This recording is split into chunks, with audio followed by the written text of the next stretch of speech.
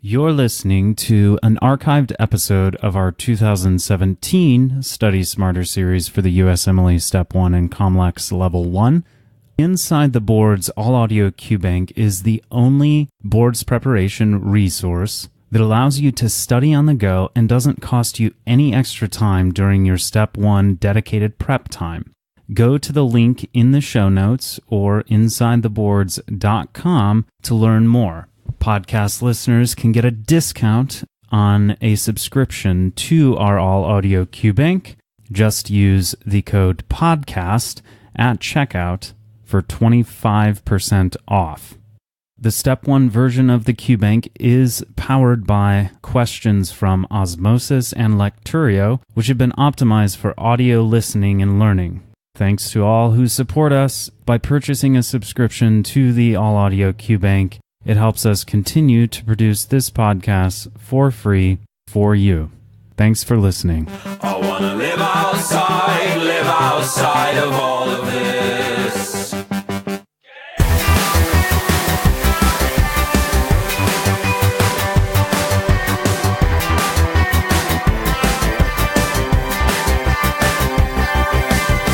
Welcome to the Inside the Boards podcast, the podcast dedicated to helping you learn to think like a question writer so you can study smarter, not harder, and succeed in medical school. Today, as part of our Study Smarter series for Step 1, we're going to use questions related to musculoskeletal diseases. Emily, thanks so much for your time. Let's get right into it. First question. A 6-month-old infant is seen in the emergency department because of new bruises. Multiple fractures are confirmed and the parents appear very distraught because they do not recall any specific trauma causing these injuries. Which of the following findings would be most consistent with the parent's story? A.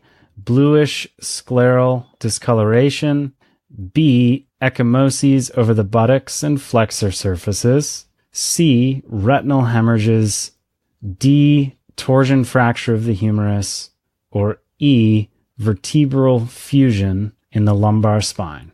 And the answer is A. Bluish scleral discoloration. All right, so what are they talking about here, Emily? What's with a bluish discoloration to the sclera?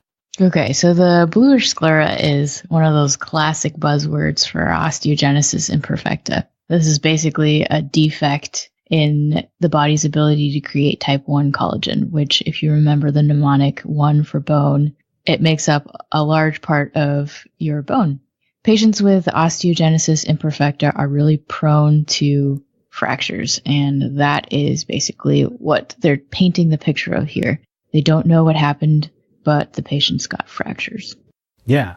So the important things in like this short little stem, this little warm-up question is the bruising, right? Multiple fractures, and the pediatric population, right? This is a 6-month-old infant. Those kind of 3 elements should alert you to osteogenesis imperfecta as a possible cause. But I guess the other thing that you need to keep in mind is the presentation for OI often overlaps with non-accidental trauma or child abuse. So, which is kind of what most of the distractor or the wrong questions are here. So, or the wrong answers, excuse me. So the particular retinal hemorrhages, that is classic red flag for child abuse.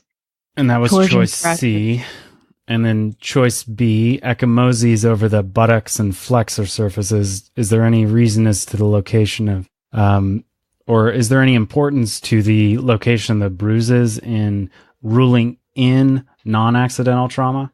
I guess what I'm saying is you'd probably expect some, bruising over the, the extensor surfaces of the lower extremities for a kid. They're always bumping into stuff. But if in a stem you see ecchymoses over the buttocks or flexor surfaces, those are less likely to be accidental and more likely to be intentional. That makes sense. Yeah. So, and then a torsion fracture of the humerus, which was choice D. Again, that's another, I guess, non-accidental trauma finding.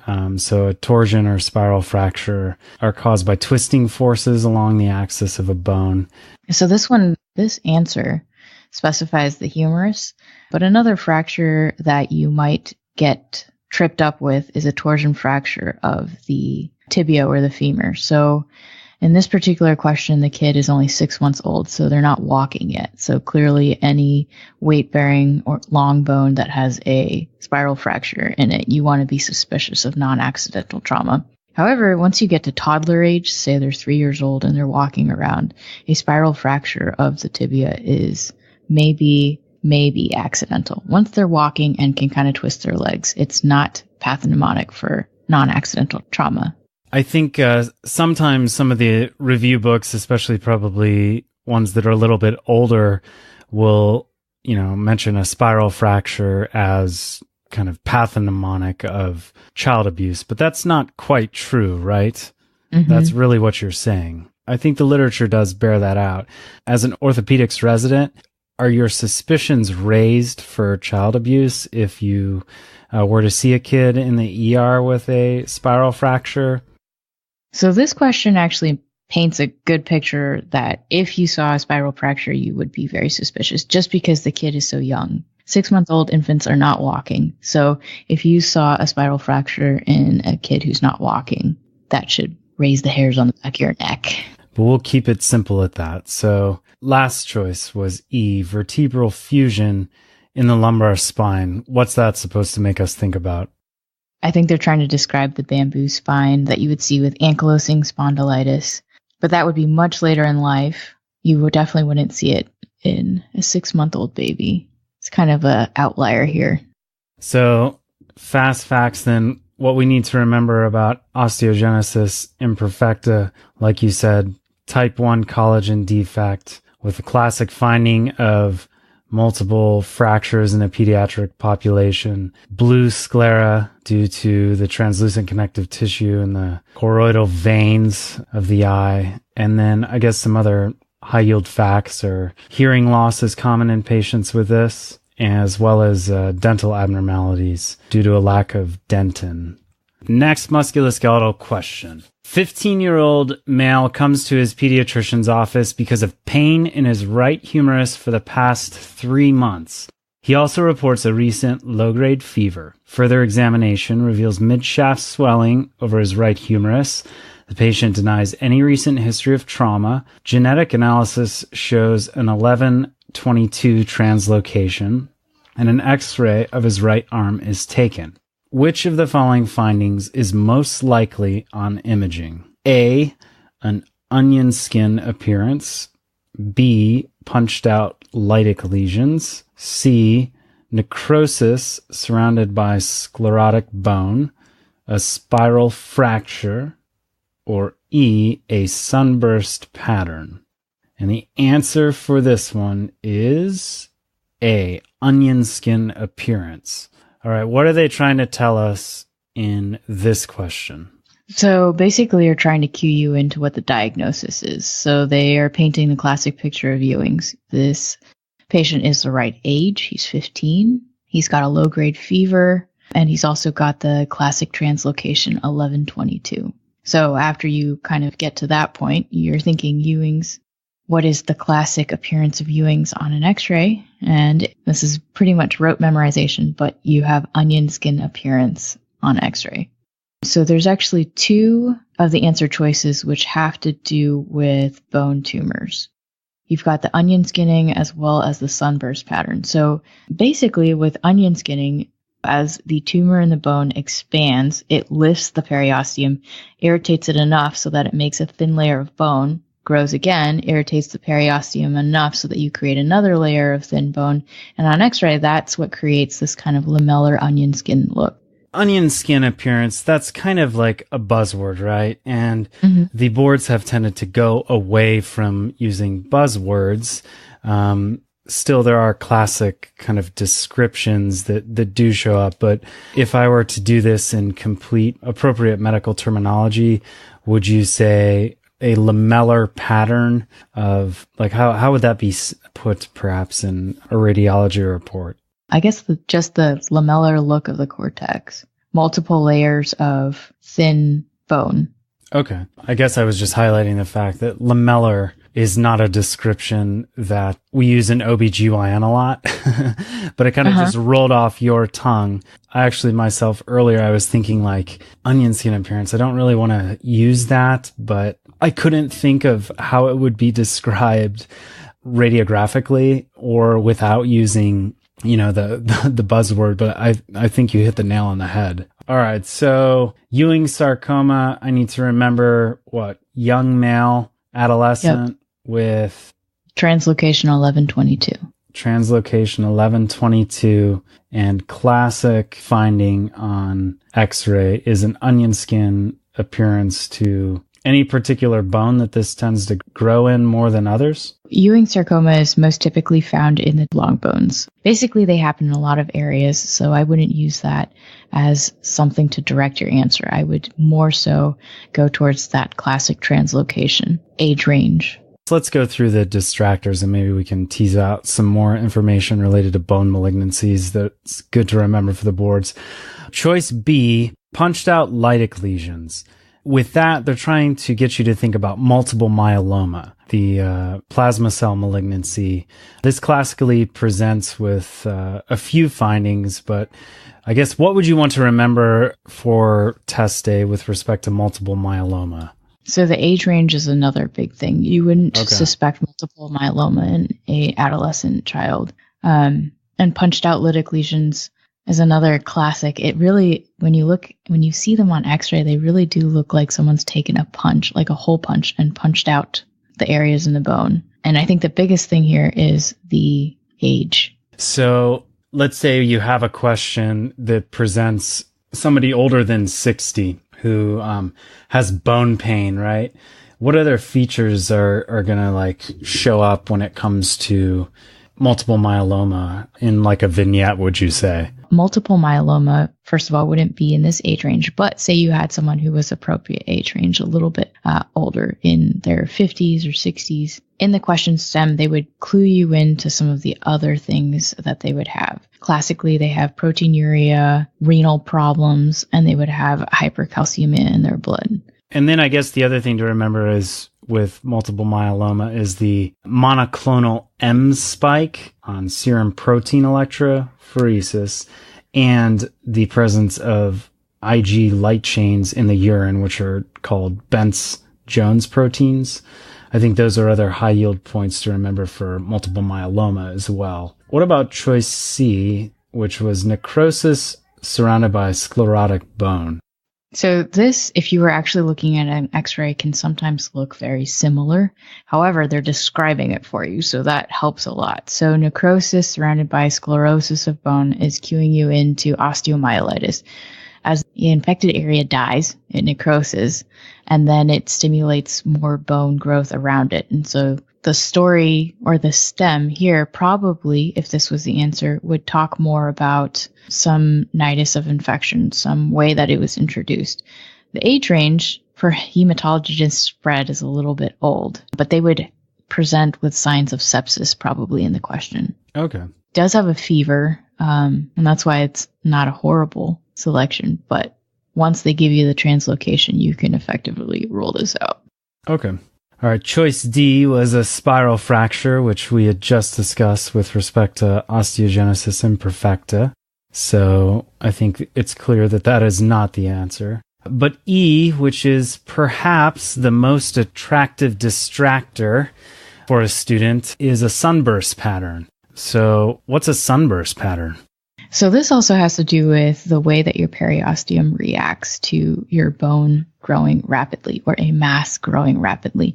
So if we go back to the idea of your periosteum being pushed out and then a layer of bone forming and then it being pushed out and another layer of bone forming. A sunburst pattern is where as it gets pushed out, the growth is so fast that you don't have enough time to lay down a whole layer of bone. So certain cells will grow a bone and then it gets pushed out. And so the growth is almost in the other term they use sometimes is hair on end. It's almost you grow little spikes of bone just because the periosteum is being lifted and stimulated so quickly that it grows almost straight out from the bone rather than in any sort of layer.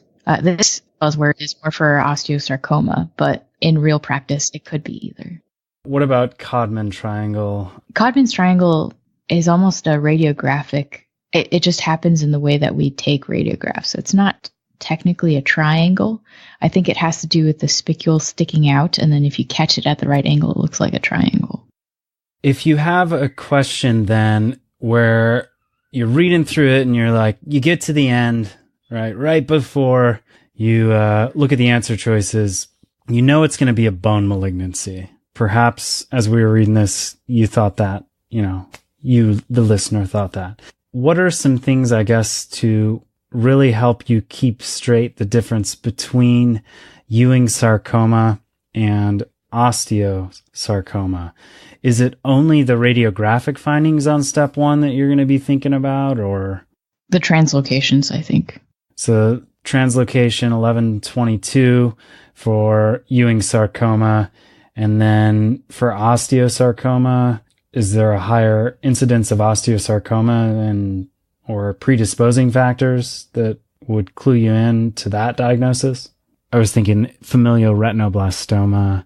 All right, let's move on to a 58-year-old man comes to the clinic because of a recently developed fever and pain in his right foot. He has a history of poorly controlled diabetes mellitus type 2. His most recent hemoglobin A1C is 9.4%. His temperature is 38.8 degrees Celsius, which is 101.8 Fahrenheit. Pulse is 88. Respirations are 20, and blood pressure is 142/76. Physical examination shows his right foot has a 2-centimeter ulcer on the lateral aspect of the 5th metatarsal. This location is positive on probe-to-bone testing. A radiograph of the right lower extremity is unremarkable. Which of the following is the most appropriate next step in management of this patient? Is it A, IV fluids, B, insulin, C, vancomycin, D, observation, or E, clindamycin? And the answer is vancomycin. Why is the answer vancomycin, Emily? All right, so if you look at the question, you can kind of paint this picture. So this is a poorly controlled diabetic, and he's got a diabetic foot ulcer. So looking at his exam, he's got a ulcer over the lateral aspect of his 5th metatarsal, and then they tell you that it is positive on probe-to-bone testing. Basically, it's a fancy way of saying that doesn't sound good. You stuck a Q-tip in it and you touched bone. So clinically, that already diagnoses osteomyelitis. Next, they tell you that the radiograph is unremarkable, and you might be thinking, he has osteomyelitis. Why isn't anything showing up? In the early stages of osteomyelitis, you might not have anything on x-ray. A little bit later, you'll probably see something like there, what? but it's some lytic changes. Okay. This might be early, might not be there yet. And then they give you a set of vitals, and so basically they're trying to ask you, is he sick? He has a foot ulcer, but is he sick or is he not sick? He has a fever, but he's not tachycardic, and he's got a normal blood pressure. So he's not sick enough to need IV fluids right away. So we don't think he's septic. Yep, he's not septic. He's not well enough for you to just watch it, and he's not well enough for you to just send him home on oral clindamycin. So that gets rid of those options. Insulin, he definitely needs insulin at some point, but the question is asking you, what is the most appropriate next step? And so IV vancomycin will treat the osteomyelitis. More specifically, it's IV vancomycin, and they didn't give you the option of just IV antibiotics. But vancomycin is kind of a go-to choice to treat the most common bug that causes osteomyelitis, which is Staph aureus. Now, I will say this is something that probably shows up on everybody's step 1 exam. It's certainly going to show up in your study. What is the most common cause of osteomyelitis? And so the answer is Staph aureus, right? Mm-hmm. But the other question is, what's the most common cause of osteomyelitis in patients with sickle cell disease? And that answer is... It's actually still Staph aureus, but the thing to remember is that if you have someone who has positive salmonella in their osteomyelitis culture, that will tell you that it's sickle cell disease. So I'm taking step one and I see a vignette that just clearly presents osteomyelitis because of fever, positive with a probe to bone sign, etc. And I get the question, what's the most likely etiologic agent? That answer is going to be Staph aureus, regardless of whether or not that patient also has sickle cell. Correct. Okay. So that's different than, and that's the distinction that needs to be highlighted, than if you have a vignette with a patient who, I guess, has a bone biopsy. So say you had someone who had a bone biopsy and it grew out salmonella. They would have to ask the question kind of from that perspective. Then you could say, oh, this is pathognomonic for someone with sickle cell anemia. Or else you could say, the question could ask you about a patient who has sickle cell anemia and osteomyelitis. They could ask you what additional bug you would want to think about. But if they ask you what is the most common, it's still Staph aureus. So even a patient who has osteomyelitis on a vignette and also has sickle cell anemia, even if the answer choice is A, Staph aureus, B, salmonella, C, Pseudomonas, you're still going to pick Staph aureus as the most common. Okay. Perhaps another way that this could be set up, though, is if they present a vignette of somebody with osteomyelitis who also has sickle cell anemia, is to list, say, 5 answer choices and leave Staph aureus off the list. They could put like A, it's salmonella, B is Pseudomonas, C is Candida. But then the answer would be salmonella, would you say, because the prevalence is so high amongst patients with sickle cell disease? No one else really gets salmonella osteomyelitis. Cool.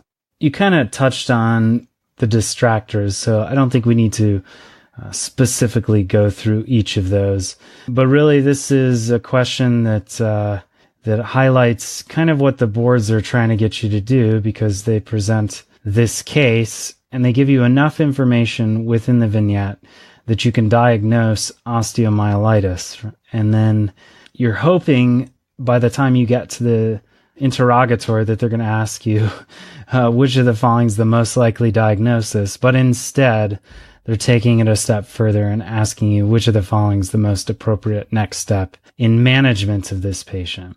Had the patient been septic or hypovolemic, essentially presenting with, tachycardia, low blood pressure, then fluid resuscitation would have made sense.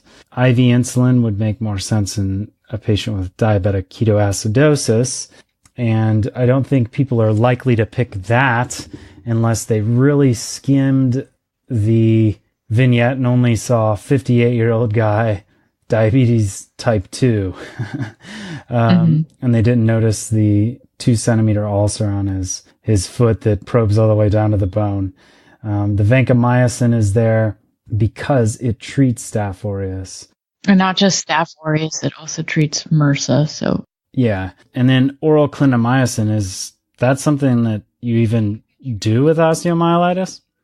No. Yeah. So if he just had a foot ulcer that was infected, which he could, except that it probes down to bone, so clinically he has osteomyelitis. But yeah, basically, if you felt like it was just a foot ulcer that was not osteomyelitis, then a course of oral antibiotics is reasonable.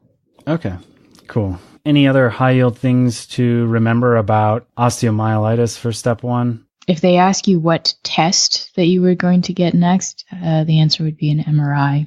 Okay. Why not an X-ray? So just like we had kind of mentioned before, the X-ray is negative for a while at first. Just because they have a negative X-ray doesn't mean they don't have osteomyelitis, though. So if they wanted another test, you would get an MRI because it shows up sooner there.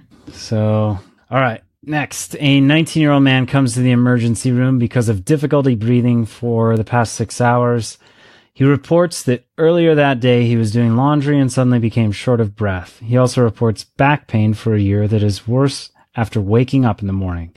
He reports that his morning stiffness typically lasts for approximately 1 hour. Over the past few months, he has noticed pain in his hips intermittently, but did not have insurance, so he didn't go to the doctor. Chest and spine x-rays are obtained, indicating fusion of the lumbar vertebra. Which of the following laboratory studies is most likely positive? A. HLA B27, B. HLA DR3, ANA, cyclic citrullonated peptide, or E. rheumatoid factor. And the answer is he would most likely be positive for HLA B27. Why is that the case? Yeah, if you go to the vignette, this is also classic ankylosing spondylitis. So you've got a young guy with back pain. But That's everybody worse has in the back morning, pain. stiffness. And worse in the morning. So oftentimes people have back pain in the real world after a long day at work. But these patients classically will wake up with back pain and wake up really stiff. And it takes a while for them to kind of warm up and for the back pain to get better throughout the day. They also classically have SI pain. So it's kind of lower back lumbar pain. If the test question were to give you an x-ray of the chest and the spine, the classic x-ray for ankylosing spondylitis is the bamboo spine. And basically it's that calcification all the way around the vertebral discs, making your spine look like a long piece of bamboo rather than having a vertebra and then some space and then some more vertebra. You'll see that the calcification just goes from one vertebra around the ring, around the disc to the next one, connecting everything. Also, though, brings up a good point. You're probably not going to see a report on the boards that says, and he's got bamboo spine on an x-ray of the vertebra, right? You're more likely to see it described as, say, vertebral fusion, or to actually see an image. And since we can't really show you an image on the podcast, just keep in mind vertebral fusion is really what we're getting, or what they're getting at with referencing like a bamboo spine. So then from there, you kind of have to know the diagnosis already. Young guy, low back pain with this x-ray, which hopefully they would show you. Now you're thinking ankylosing spondylitis. So that is one of the seronegative arthropathies. So basically seronegative means that you are negative for rheumatoid factor. So you could cross that one off. And that was choice E. Then the seronegative arthropathies are positive for HLA-B27. So that gets you to your answer. So the thing to remember with HLA-B27 is ankylosing spondylitis, as well as the arthritises that are associated with psoriasis. So you've got psoriatic arthritis, ankylosing spondylitis, IBD, and reactive arthritis. Okay, cool. And then choice B was HLA-DR3 positive, but that's probably more of like a memorization thing for autoimmune diseases like type 1 diabetes or SLE, not so much, or not at all this.